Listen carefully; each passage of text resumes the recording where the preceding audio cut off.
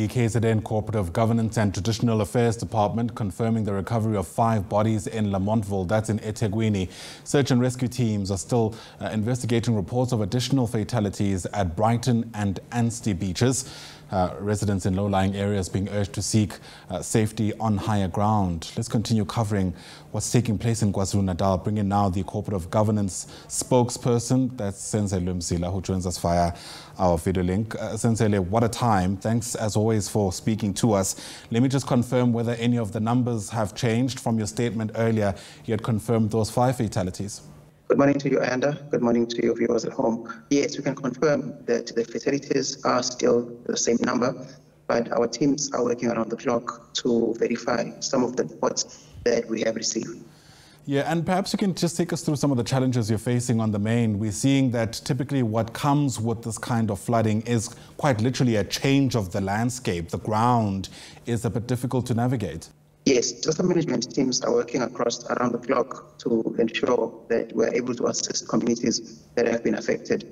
Since yesterday, the heavy rains across the coastal parts of the province have affected areas in the Buku district, where also there we have suffered a number of areas that have been flooded, including major roads. Similarly as well within the eThekwini metro, major roads have been flooded, and unfortunately there have been fatalities in the eThekwini metro. Disaster management teams are working around the clock, Ayanda, to ensure that the communities that have been affected are receiving support that they need. Sure. And the level of coordination that exists, I mean, we were able to speak to airless paramedics a short while ago who are a completely separate entity from the government, but I imagine, of course, the objective is all the same. How much of that communication is taking place to ensure that there's a coordinated response to the disaster? The Department of CoGTA, through the Provincial Disaster Management Center, is coordinating the response across the country, or across the province, by my mistake. And as we can indicate to you that the coordinated response right now, we can indicate that we've got various teams that are on the ground. We've got social partners that are on the ground. You will remember also, Ayanda, that just last week, the embassy for CoGTA signed an MOU with a number of social partners with the specific aim to ensure that the province's response to disasters is well coordinated. Our teams are on the ground at this very moment, and information is coming through to us as the Provincial Disaster Management Center, and we are ensuring that all the coordination efforts are seamless and that communities do get the support that they need at this crucial moment. Yeah, our connection to you, Senzelwe, is not the greatest. Perhaps I'll end off on this note. The South African Weather Service is predicting more rains in the coming hours. What does that mean for the kind of support you're able to provide in cases where, let's face it, communities are already devastated? Yes, according to the Weather Service, we've got a level 2 weather warning that has been issued.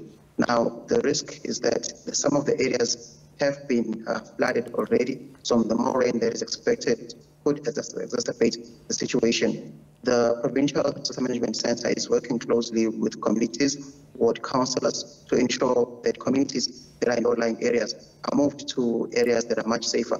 We have facilities such as community halls and other public facilities that have been opened to ensure that those who need them are able to use them.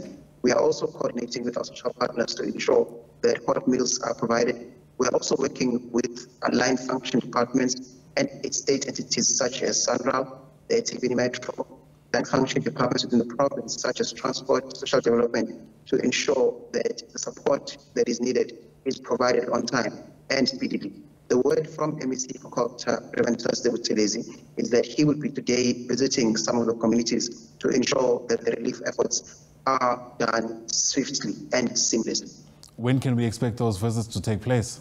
Well, we're looking at today in the afternoon. The MEC for CoGTA will be joined by senior officials from the Provincial Disaster Management Center to conduct the visit into the communities. The MEC will also conduct a thorough, comprehensive briefing on the response of the province so far. You'll remember that just last week, we said about 9 lives were lost. And so now we have about, if we add this 5, we've got about 14 lives that have been lost, which speaks to a really tragic situation. You'll also remember, that the embassy for CoGTA did indicate that just from December, the province of KZN has suffered 3 billion rands worth of damages as a result of the inclement weather conditions. And last night's rains continues to damage public infrastructure. And so the MEC will provide a comprehensive update on the steps that we're taking to respond swiftly to this. Yeah, feels like we're moving from one crisis to the next. Senzelwe Mzila, thanks very much indeed for your time. Appreciate it.